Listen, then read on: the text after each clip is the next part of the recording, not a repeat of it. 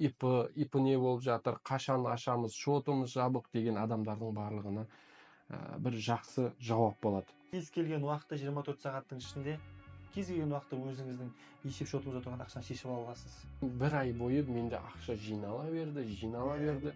Мынау жеке тозды. Мен уже рахмет осындай ипі болса дедім да. Ассалаумағалейкум достар, каналға қош келдіңіздер. Достар, бүгінгі видео мынау такси саласында жұмыс жасап жүрген, мен өткенде естіп қалдым, Яндексте қазіргі Қазақстанда 300 мың адам тіркелген, жұмыс жасайды. Сол адамдарға көкейінде жүрген сұрақ ипі жайлы. Бүгінгі қонақта өздеріңіз білесіздер, Мейірбек кәсіпкер. Кредиттеріңізді де жауып береміз деген кісі. Кобальттарыңызды төлей алмай жатсаңыздар, бізге тапсырыңыздар, біз онымен пайдаланамыз. Сіздер кредит төлейсіздер, құлақтарыңыз тыныш болады, жүйкелеріңіз жұқармайды деген видео болатын тұғын. Өзі бұл кісіде, Мейірбекте таксопаркі бар, бұл салада біраздан бері жұмыс жасайды. Сол үшін осы ипі жайлы Мейірбекпен бүгін ақылдасатын боламыз. Яғни бұл видео барлығын қинап жүрген сұрақ, ипі не болып жатыр, қашан ашамыз, шотымыз жабық деген адамдардың барлығына бір жақсы жауап болады. Ассалаумағалейкум, Мейірбек. Уағалейкум ассалам. Каналға қош келдіңіз. Рахмет сізге осы тақырып бойынша бізге жауап берем дегеніңізге. Енді бірінші сұрақ. Қазір ипі кезінде бізге тікелей Яндекспен жұмыс жасаңыздар деді. Одан кейін артынан парктік ипі ашты. Яғни сіз тікелей жұмыс жасамасаңыз да паркпен ипі ашып қойып жұмыс жасасаңыз болады. Яғни екеуінде де салық, яғни Қазақстан Республикасына салық төленеді. Сол ипі мен парктік ипінің айырмашылығын айтып өтесіз бе? Айырмашылығы болғанда, біздер осыған дейін жалпы такси саласы Яндекс қой, енді қазір бізде бірінші орында Қазақстан бойынша кез келген қол бос адамның нәпақасын тауып беріп отырған. Осыған дейін бізге өзінің арнайы жұмысы болсын, арнайы бір жерде жұмыс жасаса да, қол бос адам болса да Яндексқа шығып, таксиге шығып, Яндекс такси арқылы өзінің нәпақасын табатын, қосымша табыс табатын. Осы кезге дейін бізге сондай бір еркін алаң болып келді, свободный пространство для заработка болды да осы кезге дейін. Ал енді ол күннің бізде бір күн болмаса бір күн бітетінін білдік қой. Былтырда бір сондай әңгіме шықты, жаңағы барлығының такси жүргізушілерінің каспиін тексереміз деп бір шу ете қалдық па біз. Бір мезгілде наличке қалай өтіп кеткенімізді білмей қалдық. Дәл сол сияқты ол да бізде бір сигнал болды да былтыр. Сондай уақыттың алдымызда келе жатқан, келешілер қалдырамыз деп сол осы кәсіпорынға келіп тіреліп тұрмыз. Біз осыған дейін енді өзіміздің пайдамызды заңдастыруға әкеліп тұр ғой бұл енді. Осыған дейін себебі қалай енді такси жүргізушілер қалтасынан артық ақша шығып кеткендей. Былай қарасаң енді шығын ол. Жалпы осыған дейін ондай шығын қалтасынан шығарып көрмеген такси жүргізушілер үшін ол шығын болып көрінеді. Әркім енді қалай қабылдайды оны. Сондықтан олар да қазір енді бір дөп ете қалды. Оларды жақсы түсінеміз, бірақ қазір біздер сол өзіміздің пайдамызды заңдастыруымыз керек болып тұр ғой. Енді бұл жерде бізге жеке кәсіпкерлік ашуды ұсынып жатыр қазір.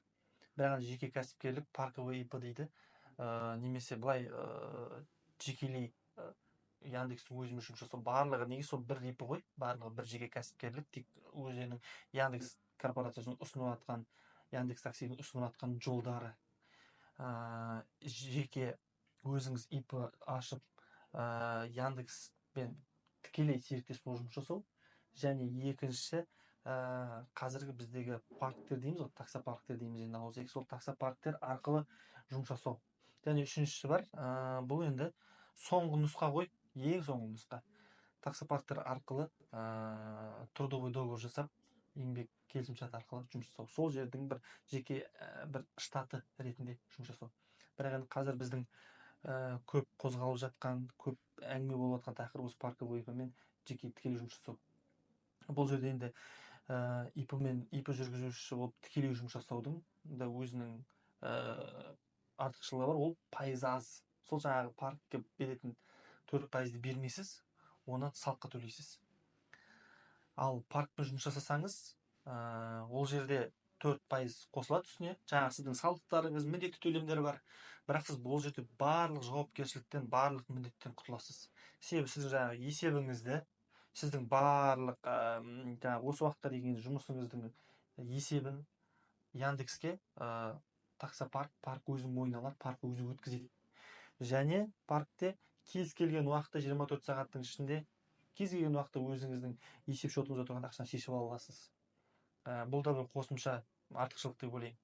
Ал Яндекспен тікелей жұмыс жасасаңыз, ақшаңызды шешіп ала алмайсыз қалаған уақытыңызда.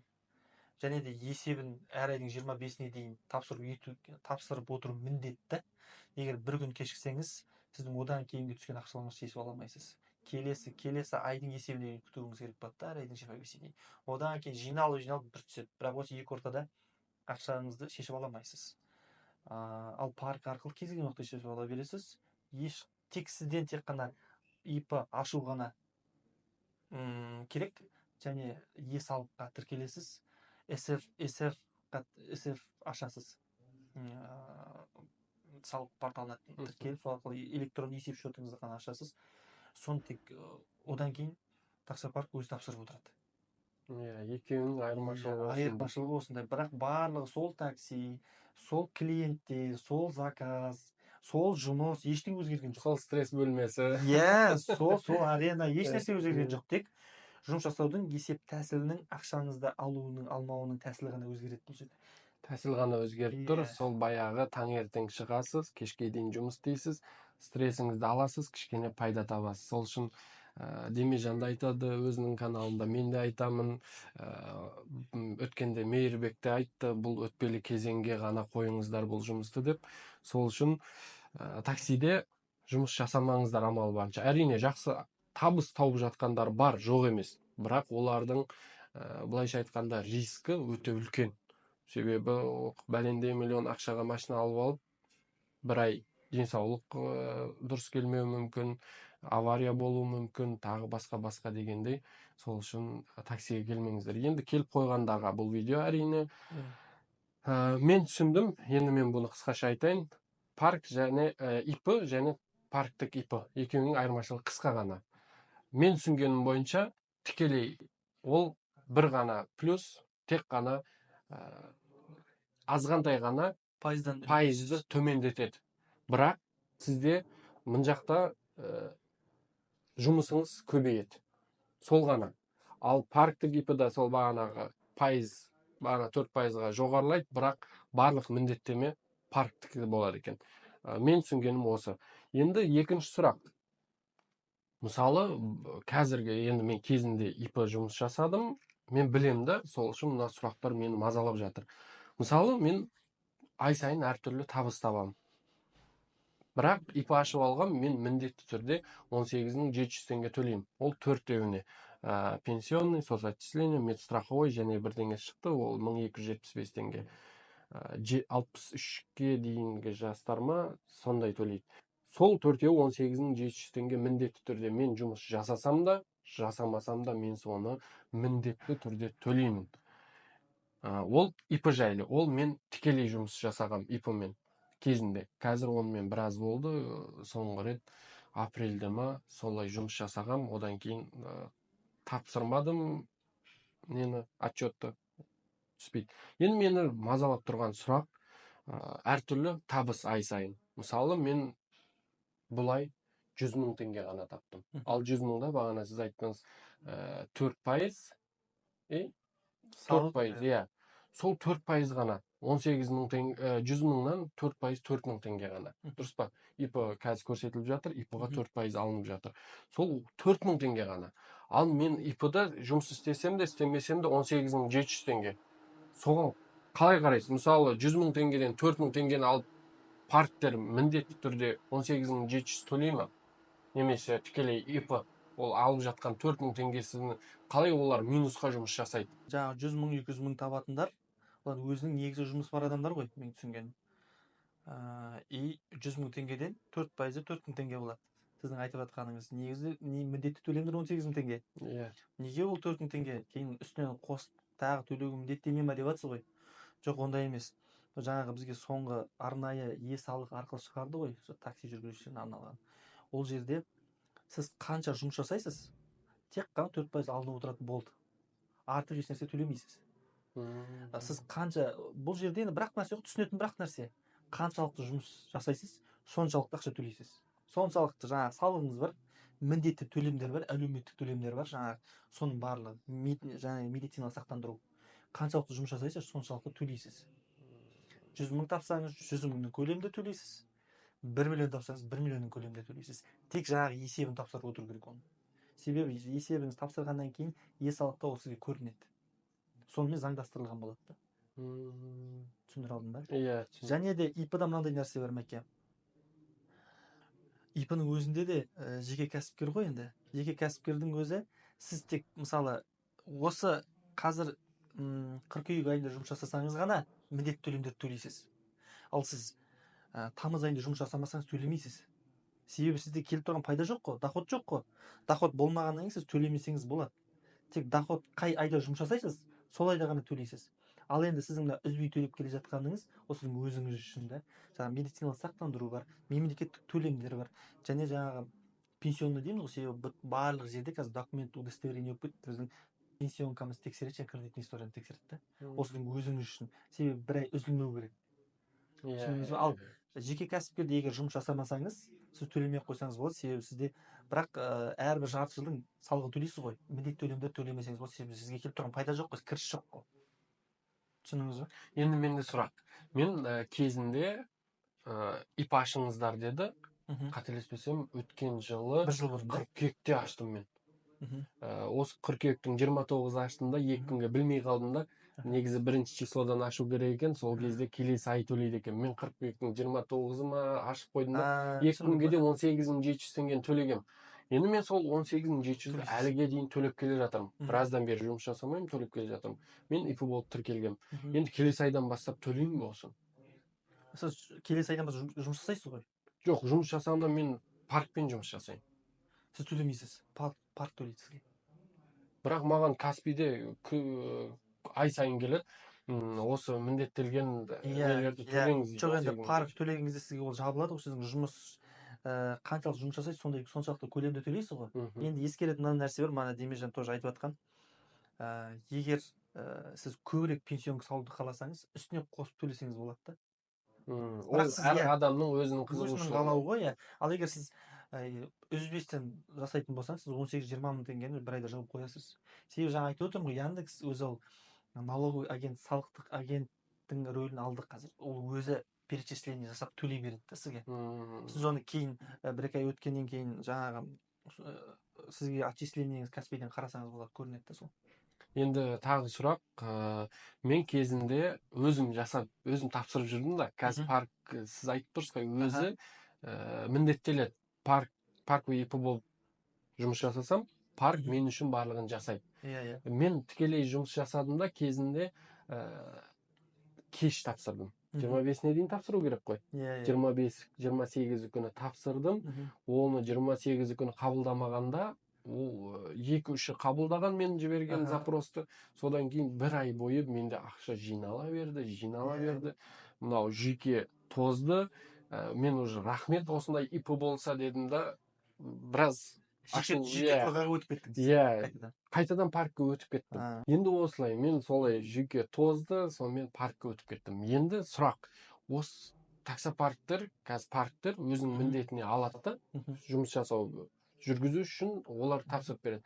Сол кезде қателесу немесе үлгермей қалу, сондай кездер болады ма, болмайды ма?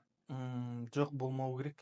Себебі әрбір таксопарк өзінің қаншалықты жүргізушісі бар, соншалықты штатында адамдар бар да, соған қамтамасыз ете алатын. Бұл бір. Екіншіден, сіздің жеке почтаңызға келеді ғой Яндекстен. Сіз соны паркке бересіз да. Парктер сол сізде көрсетілген цифрды ғана отчет ретінде тапсырады. Ол жерде цифрдан қателесу мүмкін емес. Енді оларда ертерек тапсыруға тырысады ғой барлығы, себебі артық проблема ешкімге керек емес. Бұл бір. Екіншісі, жаңа үстіндегі 4% сіз не үшін төлейсіз, егер ол сізді созып ар жақта жұмыс жасағанмен ешқандай айырмашылық болмаса. жиырма кейін 26 тапсырып жіберсе, ол кейін демалыс күндерге түсіп қалса 3-4 күнге ары қарай тағы жылжып кетеді. Иә. Одан не жоқ қой. Сол үшін таксопарктың услугасы да сол жердегі қамтамасыз ететін адамдарға төленеді деген сияқты. Сол Болды. сияқты нәрселер бар. Енді бұл былай айтқанда парктың плюсына қосып қойсақ болады екен. Иә, жаңағы 4% сол сіздің барлық документтеріңізді жүргізеді.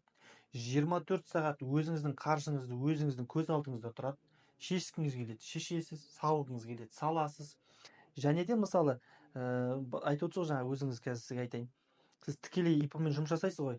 Сол кезде сіз есеп тапсырған кезде 5 мың теңге бәрібір төлейсіз. Дұрыс па? Басқа бір қыздарға 5 мың теңге төлейсіз. Бұл жерде сізге парк өзі істеп береді да. Бұл жерде айырмашылығы бар. Түсіндім. Менің жүйкемді тозғаны мен парксыз ИП тікелей жұмыс істегеннен екен. Сол үшін міне мен тағы ашуланатым, кезінде ашуланғам, сол үшін паркқа өтіп кеткем да. Мен де уақытылы жұмыс істедім. Жоқ, маған ұнамайтын бүгін 25 мың істеймін, ертең 50 мың істеймін, бірақ үшінші күн тосып отырасың ғой. Мысалы менде 75 мың ақша бар, жоқ дегенде бір 50 мың түсетін шығар деп отырсам 10 мың теңге түседі, 15 мың теңге түседі. Ал парктік ИП маған ұнаған несі, қалаған ақшаңды кез келген уақыт шешіп алады екенсің сол жағынан. Енді міне нағыз сұрақтың көкейіне келдік. Бізде білесіздер, қазір Қазақстанда не үшін таксиде жұмыс істеп жүр, барлығының кредитін төлей алмаған, бір қаржыдан қарыз, микрозайм дейміз ғой, немесе сондай не болды да, шоттары жабық. Көбінесе мынау частный судебный исполнительдермен қырылысып жүрген таксистер. Оны барлығымыз білеміз. Кез келген таксиге отырып жүргізушіге номеріңізді айтыңыз десек, мамасыныкін айтады, інісінікін айтады, әйелінікін айтады. Себебі көпшілік ол жасыратын нәрсе емес та қазіргі кезде. Сол шоты жабық жүргізушілер қалай жасайды? Мен кезінде ИП ашқан кезде шотыңыз жабық болса бізге келмеңіз деп айтқан. Енді тікелей паркпен жұмыс істесек, сол қалай болады? Бізге де шектеу бар ма сонда? Мысалы, мен шотым жабық деп айтайық. Мен сізге келдім, сізде таксопарк бар. Басында бұл кішкене түсініспеушілік болып қалды да. Барлығына жапа-тармағай ИП ашу керек, істеу керек деген. Бірақ қазір кішкене реттелді. Есептің барлығы не үшін? Әрбір жеке адамға қазір шоты жабық адамда ИП аша алады, айтпақшы. ИП ашады, сол үшін істеп қойды. Е-салыққа тіркелу керек, бірақ Е-салықтан көрсету керек өзінің салық режимін, салықтың жаңа қаншалықты көлемде екенін кейін өздері көріп отырады, содан барлығын тіркелу керек. Одан кейін сіз есеп тапсырып отырасыз ғой. Есеп тапсырып отырсаңыз персональный әр адамның жеке аты жөнін тапсырылады ғой ол. Мысалы, Демежан, Мұрат бөлек-бөлек тапсырылады. Бірақ сіз кез келген каспиді қолдана бересіз. Мысалы, мамаңыздікін қалай жұмыс жасап жүрсіз, солай жалғастыра бересіз да. Мен шотым жабық, сіздерге тіркелдім. Сіздер ақша аударатын кезде мен кез келген шотты көрсете аламын. Сіздің пайдаңыз расталса болды да, мемлекетімізге салығыңыз төленсе болды. Ал мен кезінде ИП ашқан кезде маған айтты, ашыңыз деді. Ол кезде өздері ашып беретін, ашып берді. Сосын шот айтыңыз деді. Мен айттым, қандай шот десем, міндетті түрде өзіңіздің шотыңыз болу керек. Ол кезде сондай еді. Қазіргі такси айтып отырмын ғой. Себебі осы тақырып көтерілді ол жерде де. 80-90% жүргізушілердің шоттары жабық, оны қандай уақыт деген кезде олар өздерінің шоттарымен жұмыс жасамайды, олар парктың шотымен жұмыс жасайды ғой. Парктың шоты кейін аударады. Бұл жерде барлық ақша парктың шотына түседі. Сол үшін есеп тапсырады парк. Сол үшін водительдерге қызмет көрсетеді. Одан кейін кез келген жаңағы шешкен сияқты кез келген шотпен шешіп ала береді да. Ол таксопарктан тікелей. Ал Яндекспен не істеген кезде ондай болған жоқ та, ешкімге аудара алмайды, тек қана сізге тікелей жіберетін еді. Себебі қазір қалай жүргізушіге ыңғайлы болуды істеп жатыр да. Енді қараңыз, сіздер ИП ашсаңыз, сізден банктік шот ашуды сұрамайды ғой қазір. Тек бір банкке бір жерге перечисление ақша түсетін кезде ғана көрсетесіз. Бұл жерде сіз ИП ашасыз да, талоныңызбен уведомлениеді әкелесіз, жаңағы жеке куәлігіңізді әкелесіз да, сонымен есебіңізді тапсыра бересіз. Кейін негізі мынандай да нәрсе бар, кейін сіздер кімнің шотын қолдансаңыз, ол сізге нотариалдық тұрғыда доверенность дейді ғой, келісім жазу керек та. Бірақ ол пока әзірге қарастырылып жатқан жоқ. Бірақ бір кісінің шотын бір адам қолданатын болса, сондай доверенность жазылу керек. Енді тағы бір сұрақ туындады. Мысалы, қазір айтып жатыр 15 қыркүйекке дейін міндетті түрде ИП жұмыс жасау керек. Ол 100% ба немесе бір количество бар ма? Ол жерден сөздің ашығын айтқан кезде тезірек барлығын табысын растауға көшуді талап етіп жатыр ғой енді. Бұл жерде сіздер бар, біздер бар, барлық мына ақпараттық құралдар бар ғой. Бізде қазір жаңа өзіңіз айтып отырсыз, 250-300 мың активный жүргізушілер бар. Негізі Яндекске біздің білуіміз бойынша, бейресми ақпарат бойынша 2 миллионнан астам адам тіркелген. Тіркеліп қойған, бірақ анда шықпайды, анда-санда жүреді. Бірақ 250-300 мың адам әрдайым күнделікті бір 3-4 сағаттан жүреді жұмыс ретінде. Түсіндіңіз бе? Енді қараңыз, осының барлығын бір мезгілде біздер заңдастыра алмаймыз ғой. Себебі оның ішінде жаңағы бітті мына күні тоқтат десеңіз, ол қарапайым адамға да түсінікті. Негізі мына күні болды десеңіз, біздер қалай ол ертерек айтпайсың деген сияқты. Бұның бәрі ертерек қамданып жатқан түрі негізінде. 15-іне дейін уақыт беріп жатыр. Себебі 15-іне дейін кім тіркеліп үлгереді, тіркеліп үлгереді. Кейін негізі уақыт 1 қаңтарға дейін. 1 қаңтардан бастап міндетті декларация болады ғой. Барлық адам декларация тапсырады, жеке тұлғалар. Вот сол кезде жаңағы сіз тапсырасыз, менің айлығым 300 мың теңге, мен мектепте мұғаліммін деген сияқты. Айтып жазасыз ғой. Ал кейін бір 2 айдан кейін сіздің шотыңыз миллион болып кеткен, немесе миллион артып кеткен. Сол кезде салық орындарына сізге сұрақ туындауы мүмкін. Мынау қайдан келді? Заңдастырылмаған. Ол жерден 15% салық төлеуге тура келеді кейін. Егер сіз табысыңызды растамасаңыз, сіз Яндекспен таксовать етіңіз, басқа агрегаторын таксовать етіңіз, сондай нәрсе қазір талап етіліп жатыр. Бірақ енді Яндекс оған дейін ИП болмайтын водительдарға рұқсат бермейтін шығар. Басқа агрегаторлармен жүре береді ғой, бірақ енді барлығы соған әкеліп тіреп тұр ғой, табысты растауға. Енді қараңыз, табысты растаудың бұл жерде әрбір жүргізушіге де пайдасы бар. Себебі оның пенсионный кісі зейнетақы қорын толтырады, міндетті сақтандыруды төлейді. Себебі қазір барсаңыз, кез келген мемлекеттік поликлиникаға барсаңыз, міндетті сақтандыру болмаса сізді қарамайды да. Ал сіз сақтандырылуыңыз 2500 теңге ай сайын төленіп отырса, сіз сақтандырылған, сіз кез келген уақытта обращение жасай аласыз. Бұл енді плюс қосымша нелердің бірі. Бірақ негізінде жалпы айтқанда бүгінге ИП водитель, парк водитель жайында ақпарат осы. Бірақ енді бұл ақпарат күн сайын жаңарып отырады, ай сайын жаңарып отырады, апта сайын жаңарып отырады. Сондықтан әрдайым бізде өзіміздің жүргізушілерімізге болсын, сіздер арқылы болсын, жалпы қарап отқан жүргізушілерге болсын, жалпы қазақстандықтарға ақпарат беруге дайынбыз. Себебі осыны түсіндірме жүргізушілер жұмыстарын барынша тиянақты жүргізуіміз керек та, біз барлық. Енді тағы бір сұрақ, сізде таксопарк бар. Сізге таксопаркқа тіркелу үшін қандай құжат керек? ИП. Жеке куәлік, жүргізуші куәлігі, ИП-ның талоны, уведомление соғыс үшін. Егер ИП-сы жоқ адам, ИП-сы жоқ адам енді Яндекстің айтуы бойынша 31 желтоқсанға дейін ғана жүре алады ғой. Одан кейін жүре алмайды деп жатыр. Қыркүйекке дейін. Енді өз ойымды айтайын, негізінде барлығымыз айтамыз, бұл таксистерді көрмаушылық, енді сендердің жұмыстарың жоқ, осы таксистерге келіп жеттіңдер деген қарапайым халықтың мемлекетке айтып жатқан сөзі. Bir жағынан өзім ойлаймын, біз бұл 4%-ді төлегеннен кейін, енді 4% үлкен ақша деп айта алмаймын, әрбір адамға шаққан кезде әрине жиналса үлкен ақша болуы мүмкін. Бірақ өз ойым, міндетті сақтандырылуға көшеміз. Яғни әлеуметтік сақтандырылуға көшеміз. Бізді әлеуметтік қорғайды. Яғни біз ол үшін бағанағы айтқан жұмыс жасап, міндетті түрде төлеп жатырмыз. Ол жағы өз ойым енді жақсы деп ойлаймын. Мінекей достар, осылай бүгінгі тақырыбымыз ИП жайлы.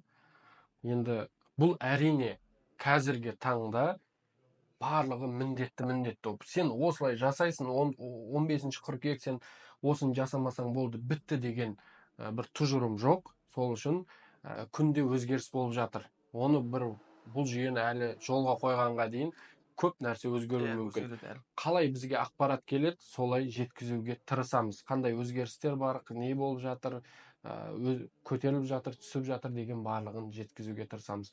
Ал барлықтарыңызға рахмет. Каналға тіркелмеген болсаңыздар тіркеліп, айтпақшы, Мейірбек номерін қалдырам. Мына жерде нелері бар? Бірінші, екінші, үшінші бөлімдері бар. Мынау автокредиттеріңізді төлеп береміз. Сізге инвестор болыңыз. Немесе төлей алмай жатқан машиналарыңыз болса, оны біргелікте жүргізіп, сіздердің кредиттеріңізді біз арқылы төлеу ыңғайлы болады деген тақырыптар бар. Соларды көрсеңіздер, осы видеоның сілтемелерінде телефон нөмері бар. Түсінбесеңіздер, WhatsApp-ына жазсаңыздар болады. Тек қана WhatsApp звондамаңыздар, өтініш. Себебі екінші бөлімді көрсеңіздер, нақты түсінесіздер. Бір күнде 100 адаммен телефон бойынша сөйлесу ол мүмкін емес. Уақыты жетпейді. Солай достар, келесі видеоға дейін жолыққанша рахмет барлықтарыңызға. Аман болыңыздар.